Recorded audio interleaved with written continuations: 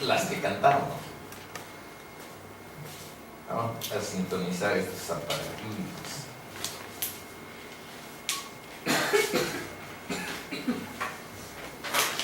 Hermanos, bienvenidos a la sesión 34 de Calvary en Casa.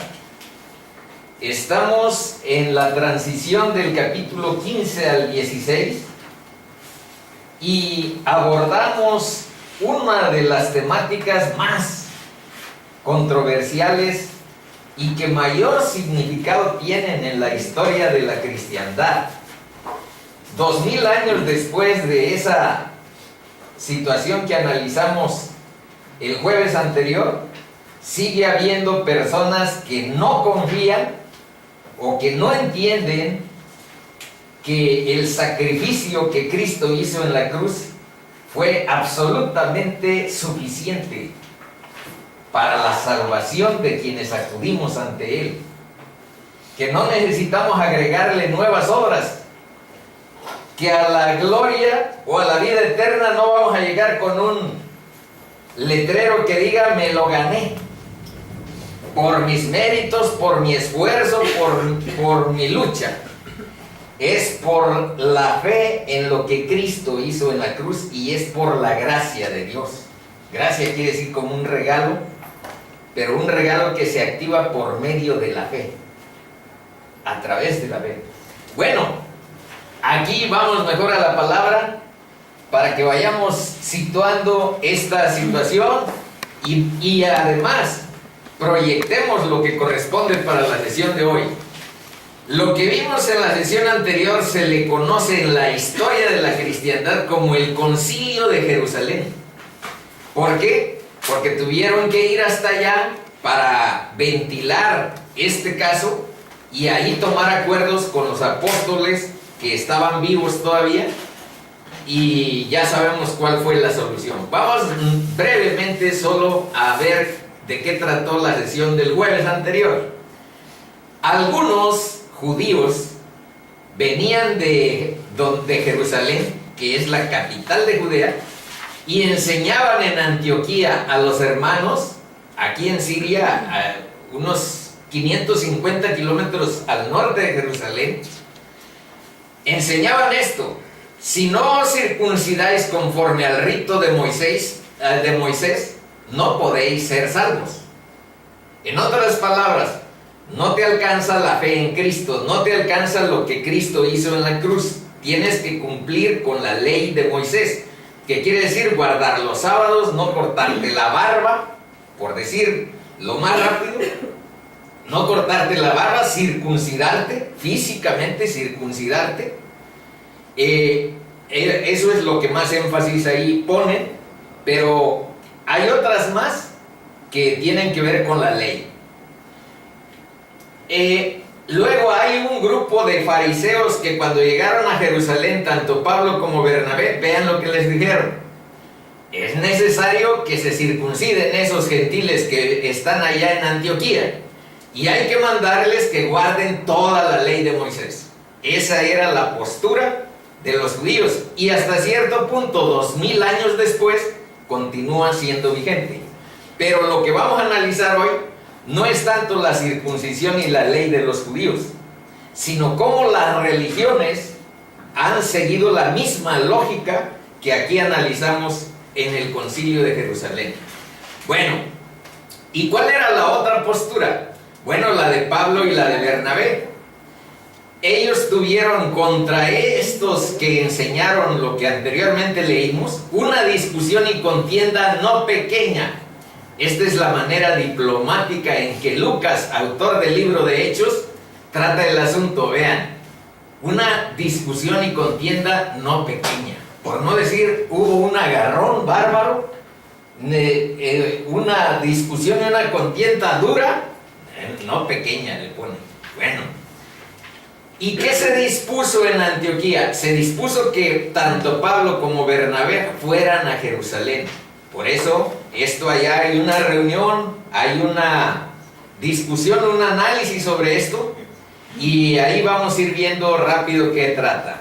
Pedro, ya allá en Jerusalén, ya con Pablo, con Bernabé y todos los que fueron de Antioquía, más Jacobo, que es el jefe, digamos que el cabecilla de la sinagoga de Jerusalén, y los apóstoles vivos. Pero aquí habla de Pedro, que dijo lo siguiente: chicos, ninguna diferencia hizo Dios entre nosotros y los gentiles.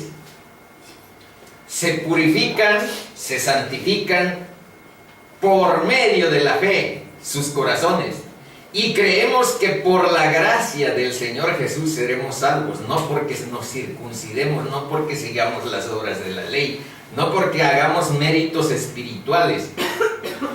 Los méritos espirituales los hizo Cristo en la cruz, y lo que tienes tú que hacer es tener una fe en lo que Él hizo, para que obre en tu corazón una transformación y para que puedas ser hecho a imagen suya, viviendo en Cristo. Ese es el cristianismo. Bueno, pero vamos viendo poco a poco. Creemos que por la gracia, entonces lo que les decía, la salvación es por gracia de Dios, por medio de la fe que nosotros tenemos. Más adelante hay un verso que lo dice tal como ahorita te lo estoy diciendo. Grábenselo: es por la gracia de Dios, por medio de la fe. Y más adelante aparecerá un versículo bíblico, que no es mi palabra, sino palabra de Dios, la que dice lo mismo. Amén. Bueno, entonces este verso sí se los puse entero. Entonces toda la multitud, cuando habló Pedro, toda la multitud cayó. En otras palabras, los mariachis callaron, porque Pedro pues era el cabeza vivo más importante en ese entorno, aunque Santiago o Jacobo, como quieran ustedes llamarle, era el líder de la iglesia de Jerusalén. Y más abajo también está algo que les dijo Jacobo. Entonces cayó la multitud y oyeron a Bernabé y a Pablo, que contaban cuán grandes señales y maravillas había hecho Dios por medio de ellos entre los gentiles. Acuérdense que ya visitaron por ahí Galacia, las iglesias de Iconio, de Antioquía, pero de Pisidia, de Listra, y ahorita se me olvida otra que vamos a ver más adelante. Derbe se llama la otra. Bueno, y esta es la solución del concilio. Ha parecido bien al Espíritu Santo y a nosotros no imponernos ninguna carga más que estas cosas necesarias. Pero vean, aquí está la conclusión: la salvación es por gracia, por medio de la fe en Cristo, y por cuestiones no de salvación, sino de comunión entre gentiles y judíos. Hagan de cuenta que aquí nos juntamos gentiles, que somos nosotros, y vienen unos judíos. Bueno, por cuestiones de que convivamos armoniosamente con los judíos, eviten lo que sería piedra de tropiezo para ellos. ¿Y qué es la piedra de tropiezo para ellos? Pues aquí está: que os abstengáis de lo sacrificado a los ídolos, de sangre y de ahogado. No van a poder convivir bien los judíos, aunque ya se hayan convertido a Cristo, si tú comes un pollo que no le haya sacado toda la sangre, o si comes carne de cualquier animal y no le hayas drenado la totalidad de la sangre. Dios les enseñó que en la sangre está la vida, y que comer cosas con sangre equivale a algo así como a vampirismo. Entonces drenaban un pollo para comérselo, corte de cabeza y que salga hasta la última gota de sangre para podértelo comer. Eso les enseñó Dios a los judíos. Más adelante van a ver que eso ya no es vigente. Con la venida de Cristo, todo eso se renovó y se transformó, porque era una especie de anuncio, una especie de sombra de lo que había de venir. Y cuando vino, entonces algunas cosas cambiaron, especialmente la ley ceremonial, se llama, la que tiene que ver con la purificación de uno. Eso es lo que, y con algunas cosas de la comida. Bueno, Entonces, esta es la conclusión de lo que leímos de los versículos 1 al 32. De 15:1 a 15:32 trata el concilio de Jerusalén. Esta es la conclusión. Y le salió muy bien a los chicos, y los de Antioquía estaban felices porque les habían considerado que sí eran salvos los apóstoles y que no necesitaban circuncidarse ni tampoco seguir la ley de Moisés, pero sí tengan en consideración, no porque a estas obritas de no coman, los sacrificaban a los ídolos, no coman cosas con sangre, no coman cosas ahogadas y evítense de inmoralidad sexual. No por estas cosas van a ser salvos, sino lo que les está diciendo, por cuestiones de comunión y de convivencia con los hermanos, deben de tratar de evitar esto. Bien haréis, dice. Si os guardareis estas cosas, bien haréis. Ese fue el resolutivo. Bueno, entonces entramos en materia ya de la sesión propia de este día. Esta es la parte que les digo, procuraré ser lo más diplomático para que mi hermana y mi esposa no sientan que les piso callos. Por aquella que tienen un trasfondo católico. Y yo también lo tengo, pero veamos de qué se trata. Es un problema de legalismo lo que estamos analizando desde la sesión anterior. ¿Qué significa legalismo? Crear reglas que no están en la Biblia e imponerlas sobre los demás. Pero chico, eso también implica invalidar el mandamiento de Dios por medio de tradiciones y mandamientos de hombres. Bueno, pues justamente es lo que se está haciendo aún en algunas religiones. Las reglas, esto lo deben de saber con toda, y la ley, las reglas, las leyes, las normas, no tienen ninguna capacidad para cambiarte, para hacerte mejor persona.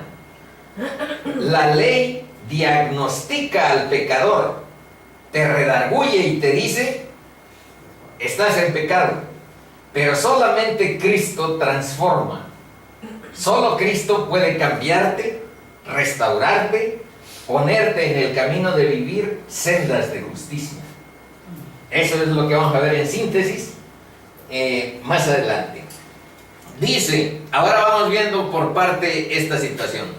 Si habéis muerto con Cristo en cuanto a los rudimentos del mundo, aquí les hemos dicho que esa es la parte que la Biblia más duramente habla acerca de la conversión. La conversión es una forma de identificarte con Cristo en su muerte y en su resurrección.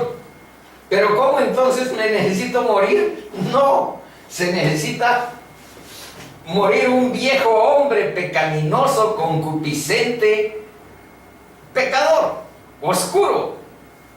Y hay un renacimiento, hay una regeneración, hay una nueva vida en Cristo.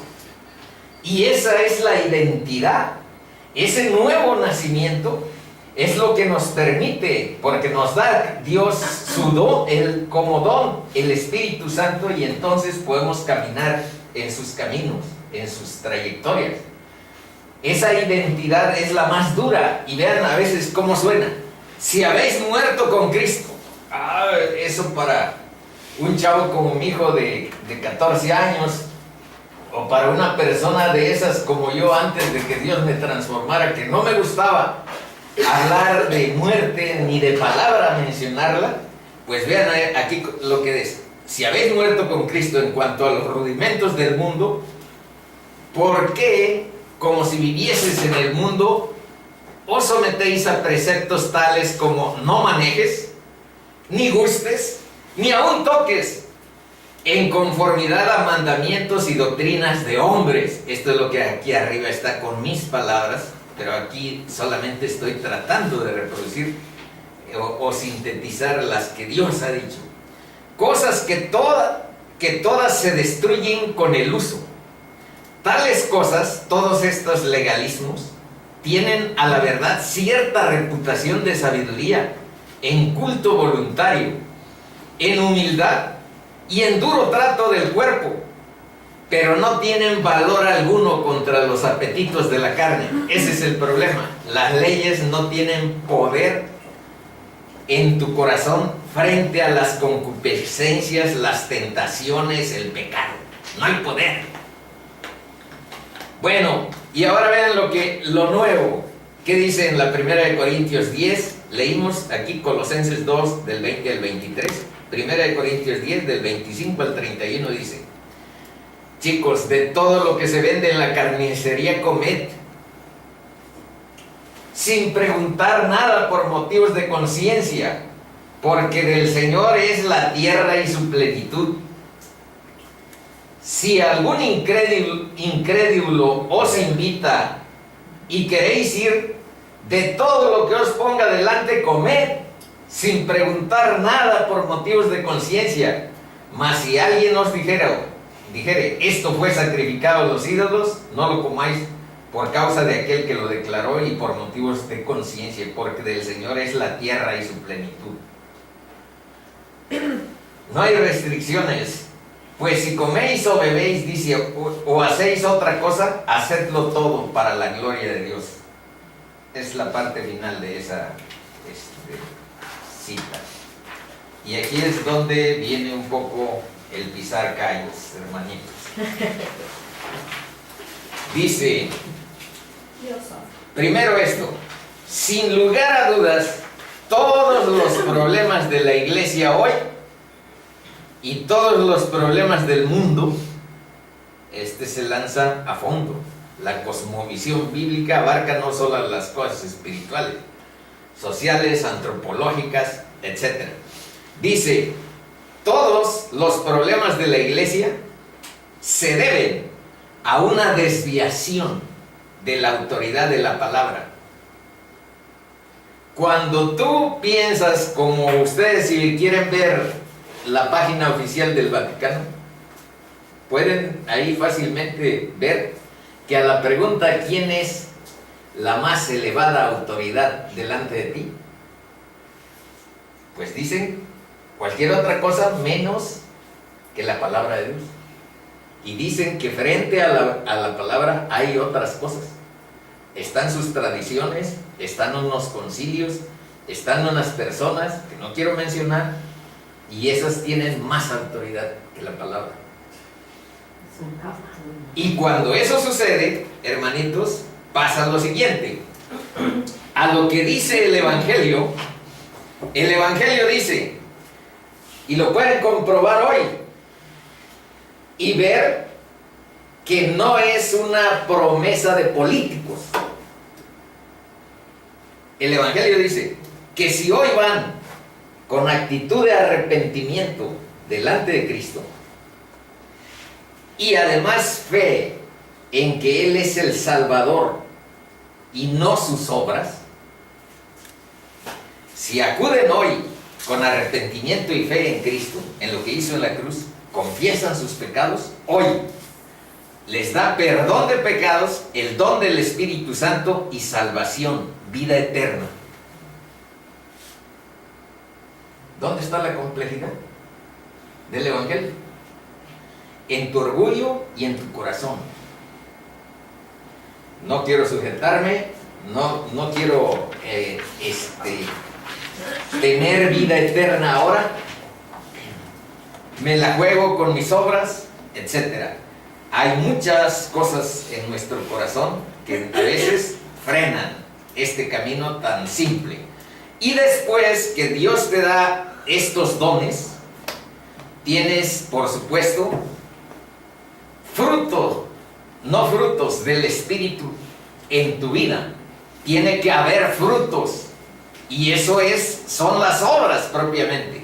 Pero el fruto del Espíritu tiene que ver primero con el amor. Si no hay en tu vida, no como obligación, sino como producto de la comunión con Cristo, porque esa es la diferencia con la ley. Fíjense que la ley se hace para obedecer como una obligación y una imposición. Pero fíjense que en la gracia que es la salvación que Cristo ofrece, no es por obligación, ni es por imposición, es por comunión, porque vives con Cristo en tu vida. Estás viviendo a Cristo. Por eso dice Pablo, ya no vivo yo, sino Cristo vive en mí. Entonces, esos frutos en primer término son el amor. ¿Y qué obras se derivan del amor? No, pues múltiples: reconcíliate con tu esposa, reconcíliate con tus hijos, llévate bien con tus hermanos o tus compañeros de trabajo, con tus vecinos tienes que reconciliarte. ¿Cuáles son las obras del amor? Son infinitas. En segundo lugar, son el gozo del Señor. Hay más alegría en la vida cristiana. Nada más que alegría sin copas. Nada más que alegría sin mota. O sin tener que hablar mal de un compañero o de un hermano. Nos vamos a divertir, pero vamos a echar guasa contra tales y tales vecinos. Ese no es el gozo del Señor. Es una alegría más limpia y más sencilla, mucho más sencilla. En tercer lugar es la paz. No hay nada que te pueda dar la paz de Cristo. Yo lo anduve vociferando en todos lados, con mi mamá, con mis hermanos. Desde chico nunca pude dormir bien, por eso no crecí suficiente. Pero cuando Dios transformó mi corazón, por primera vez dormí bien. Y duermo bien. Hay paz que sobrepasa cualquier entendimiento. No sabes de dónde y por qué. Y después la paciencia, la benevolencia, la bondad. Si no hay bondad en tu corazón, no estás en Cristo. Y siguen otras: mansedumbre y autodominio. La que estos chicos, tanto Rafa como Cristán, más tienen que cultivar a la edad en la que se muevan, es buscar que Dios los ayude a conformar un carácter a donde fructifique el autodominio. Eso, la templanza también. Pero este camino tan sencillo, las religiones dicen no. A la fe de Cristo tienes que agregarle las obras de la religión. ¿Y cuáles son las obras de la religión? Primero, que te bautices chiquito. Segundo, que te confirme un obispo. Primero la comunión. Después, aquí está la reconciliación, es la comunión. Ah, sí. La unción de los enfermos, el matrimonio. Si le dices, aquí está mi acta de que me casé, esa no es válida. Enséñame, pero la que te dio el cura, no la que tienes del civil. Porque si no, no puedes ser salvo. Entonces este es el legalismo que todavía persiste. Y asistir todos los domingos, eso quiere decir la Eucaristía. Aquí son para quienes se hacen sacerdotes.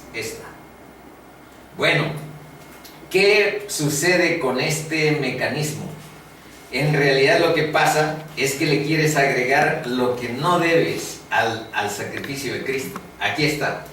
Una cruz suplementada, adicionada, agregada es una cruz negada, desconocida. No conoces bien a Cristo. Alienada. Pero lo más difícil es que no salva. Y así puedes ir o puedes tener tú cierto acercamiento con muchas gentes que son de esta religión y de otras, porque hace rato aquí en corto platicábamos que también hay otra que se llama los Testigos de Jehová, a donde también hay obras que tienen que ver con las visitas domiciliarias, la entrega y algo así como de recuperación de materiales de revistas y de Biblias. y que distribuyas en suficiente número. Entonces, ¿qué dice la Biblia al respecto? Bueno, primero esto no lo dice la Biblia, lo pongo yo como síntesis. La religión humana, hermanitos, siempre da como resultado el intento de manipular a Dios para fines propios, para intereses mundanos, para intereses carnales, para intereses de gente, de la gente. La religión es un arma que la gente ha utilizado para manipular, para explotar, para dominar. Históricamente así ha sido. Entonces, ahora sí vamos a ver qué dice la Biblia. Dice pues el Señor, porque este pueblo se acerca a mí con su boca y con sus labios me honra, pero su corazón está lejos de mí. Y su temor de mí no es más que un mandamiento de hombres que les ha sido enseñado. Esto son los mandamientos de hombres. Les decía también, bien invalidáis el mandamiento de Dios para guardar vuestra tradición. ¿Qué es lo que sí está en las religiones? Tradiciones y costumbres firmemente consagradas, mandamientos de hombres que aparentan piedad, corrección, moralidad, pero que no tienen la presencia ni el poder de Dios atrás. Y que no salvan, ese es el problema. ¿Por qué creen que me preocupa mi madre y mi padre? Aquí hemos dicho, también me preocupa mi suegra, que también es muy católica, que no conocen la salvación de Cristo. No la conocen, ¿por qué? Porque piensan que lo que Cristo hizo en la cruz no fue suficiente, que lo tienen que completar con obras y que tienen que agregar un mérito suyo a esa obra que Cristo hizo. Pero vean lo que Cristo dijo. Cuando Jesús hubo tomado el vinagre, dijo, consumado es. Y aquí abajo vamos a tratar de ver esta expresión. Y habiendo inclinado la cabeza, entregó el espíritu. Fueron las últimas palabras de Jesús. Consumado es. Vean, aquí está en griego, Iesous, eipen y tetelestai. Tetelestai. Cuando Iesous, eipen, tetelestai, dijo, todo se ha completado. En la Biblia, en latín, la primerísima que se hizo hace miles de años, ahí está traducido consumatum est. Todo está consumado. Entonces, no le puedes agregar a la obra de Dios ocurrencias de hombres hechas para manipular emocional y espiritualmente a la gente y sacarles lana. No puedes utilizar el sacrificio de Cristo para hacerte rico o para tener una determinada postura de poder frente a los demás. Y vean lo que sucede. Como no hay testimonios de salvación en estas religiones de las que les estamos hablando, no hay gente salva en sus iglesias y los mismos curas no entienden la salvación. No han sido regenerados en su vida. Y no quiero decir que la totalidad, porque desde que Dios cambió mi corazón, he buscado si hay católicos que entienden el proceso de la salvación. Lo he buscado con corazón humilde, no para criticar, no para juzgar. Ahorita les puedo poner un verso a donde es incorrecto atacar la unidad de la iglesia de Cristo, porque Cristo, a pesar de la diversidad de gente, reconoce a los suyos como su propio ser y no podemos atacarlos. Pero también dice la palabra que tiene uno que que defender contenciosa y ardientemente la verdad. Entonces, yo no quisiera, porque de ahí vengo, ahí tengo a mi familia, yo no quisiera contradecir en algo las tradiciones de esa religión. Pero vean lo que sucede. Como no hay testimonios de salvación en sus filas, entonces te mandan al otro mundo. ¿Qué quiere decir? Pero antes de meterme en esto, quiero decirles lo siguiente.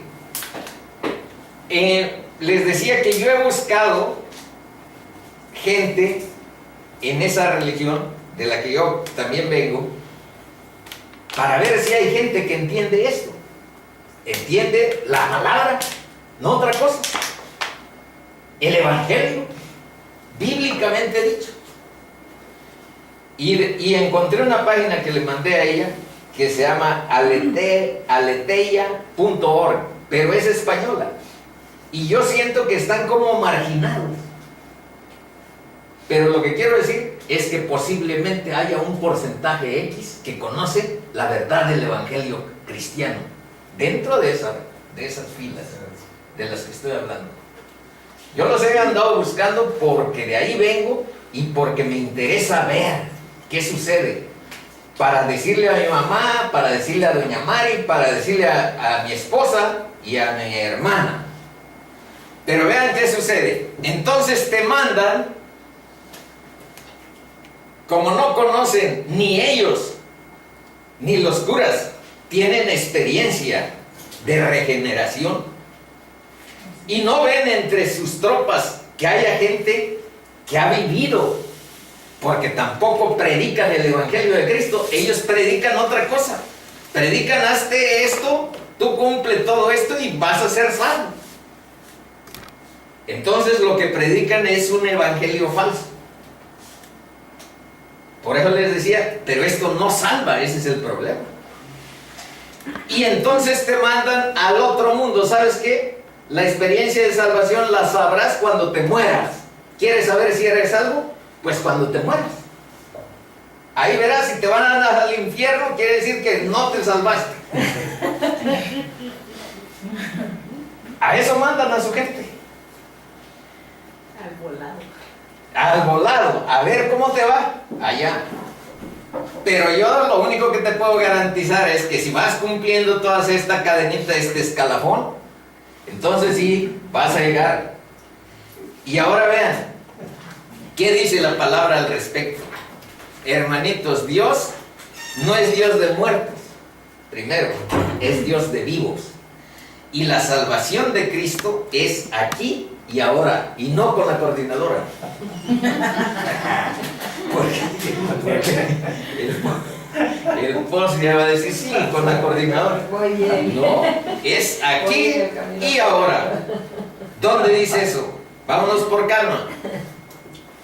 Mateo 22, 29, 33 dice: entonces, respondiendo Jesús, les dijo: erráis ignorando las escrituras y el poder de Dios, porque en la resurrección ni se casarán ni se darán en casamiento, sino serán como los ángeles de Dios en el cielo.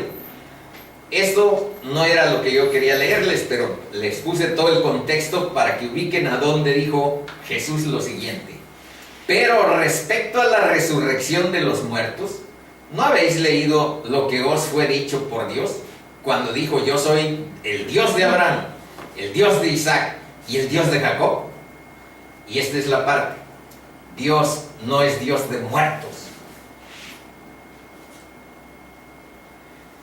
sino de vivos. Oyendo esto, la gente se admiraba de su doctrina. Ahora vean lo que le dijo Pedro una vez a Cristo. Entonces Pedro le dijo: he aquí, nosotros hemos dejado nuestras posesiones y te hemos seguido. Y vean lo que les dijo Cristo. Y eso que le dijo a Pedro, te lo dice a ti, y me lo dice a mí, y se lo dice a todos. Vean lo que le dijo. Oye, nosotros hemos dejado posesiones y te hemos seguido. Y él le dijo lo siguiente: de cierto os digo, que no hay nadie que haya dejado casa o padres o hermanos o mujer o hijos. Y entre los judíos les digo que quien seguía a Cristo, en su familia lo desheredaban y hacían ritos fúnebres, como si te hubieras muerto si seguías a Cristo, entre las familias hebreas que no eran cristianas. Entonces, por todo esto, vean lo que Cristo les dijo. Quien ha dejado casa o padres o hermanos por el reino de Dios. ¿Qué significa el reino de Dios? Que sigues la palabra de Dios como orden, como que reina en tu corazón. Ese es el reino. Que obedeces, que sigues la palabra. Ese es el reino.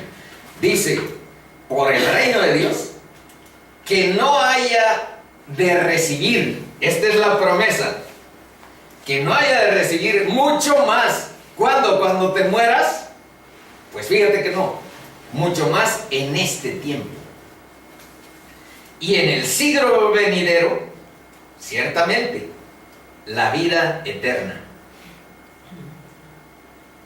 Y tanto ella como yo y todos ustedes tendrán, Tania ni se diga, experiencias a donde Dios nos multiplica las cosas.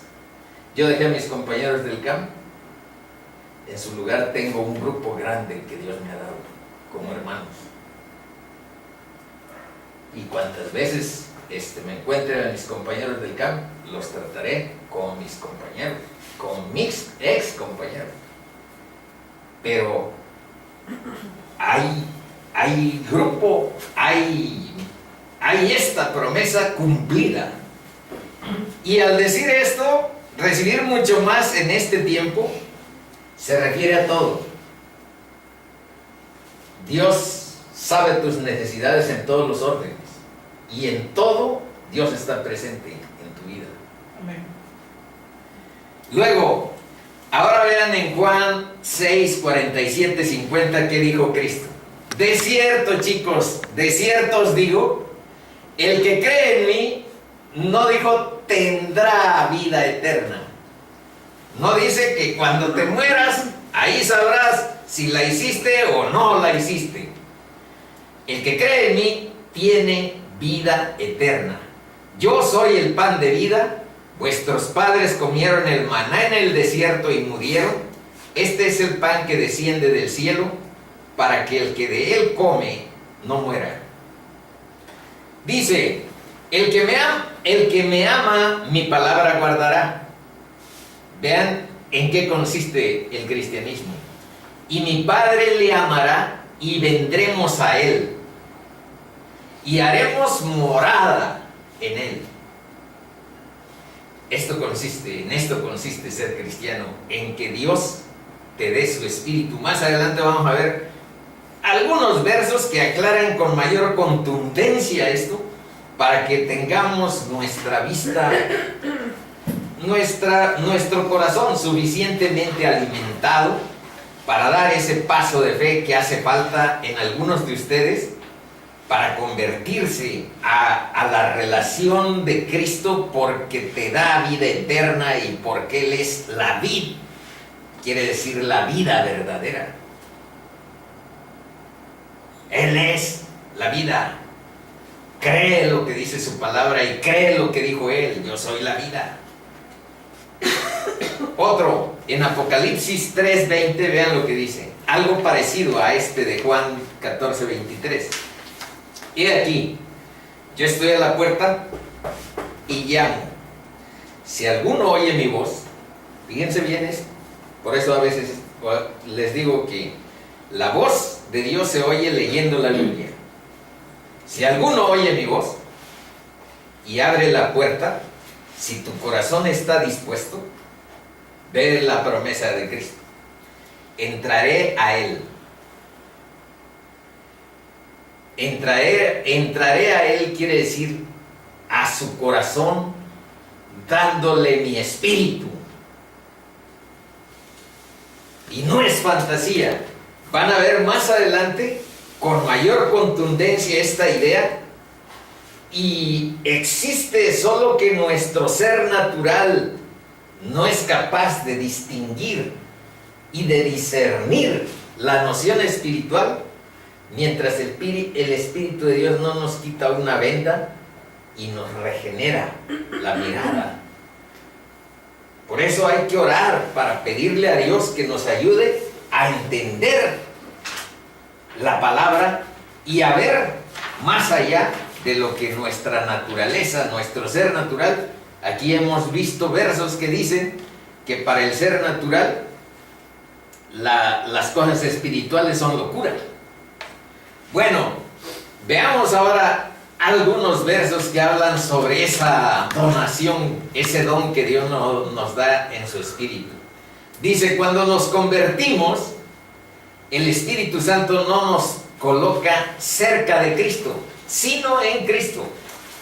Esto, analícenlo bien, hermanito.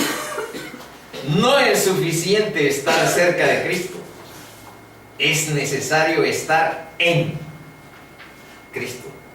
¿Dónde dice? Dice, no todo el que me dice Señor, Señor, entrará en el reino de los cielos. No basta con que reconozcas y digas Cristo es Señor, Señor. Dice, sino el que hace la voluntad de mi Padre que está en los cielos.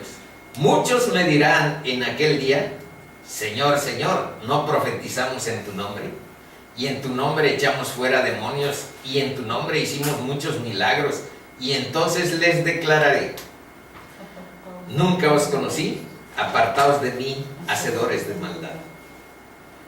Es imposible eso, mientras no tenemos esa relación que Cristo nos posibilita por medio de su Espíritu, pues parece como que fuera, estos hasta profetizaron, estos hasta echaron demonios, estos hicieron hasta milagros o algunas señales y prodigios en el nombre de Cristo, según esto dice, pero Él les ha dicho, nunca os conocí, apartaos de mí, hacedores de maldad.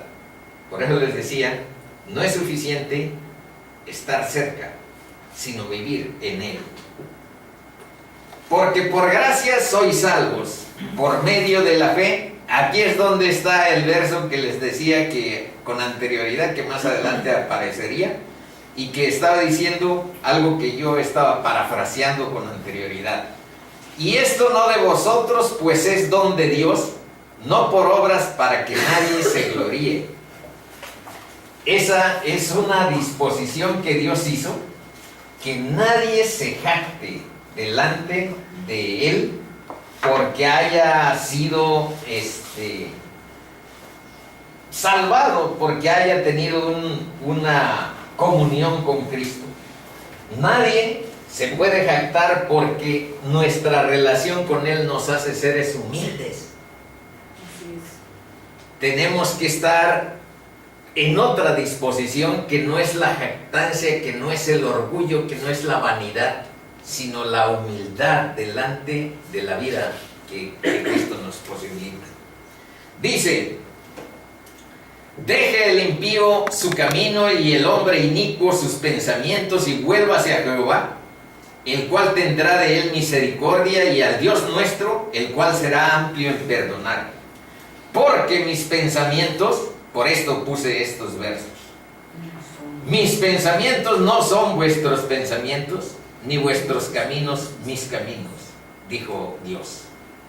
Bueno, ese es un detalle importante que hay que tomar en cuenta, porque a veces todas estas nociones, si los ves desde nada más tu lógica, de pronto te parecen como que ajenas, lejanas, y debes de saber que la palabra de Dios dice que mis pensamientos, los pensamientos de Dios, la justicia de Dios, no se entiende desde tu carne y desde tus conceptos. Penetra, trata de comprender la postura de Dios, y cuando entiendes a Dios, entiendes tu propia naturaleza y puedes entender los caminos que están señalados. Entonces dice, ni vuestros caminos son mis caminos. Pues como nosotros tenemos una mente finita, y frente a la sabiduría de Dios es mejor que agachemos la cabecita y podamos humildemente seguir, especialmente lo que les mencionaba. Mas a todos los que le recibieron, a los que creen en su nombre, les dio potestad de ser hechos hijos de Dios. Ese es nuestro más elevado título, hermanitos, como cristianos. No hay otro más que ser siervo y ser hijo, hijo adoptivo de Dios. Aquí dice que a quienes reciben a Cristo y creen en su nombre, Dios nos da la autoridad, eso quiere decir potestad, de ser hechos hijos de Dios. Y aquí habla otra vez de la regeneración, los cuales no son engendrados de sangre, ni de voluntad de carne, ni de voluntad de varón.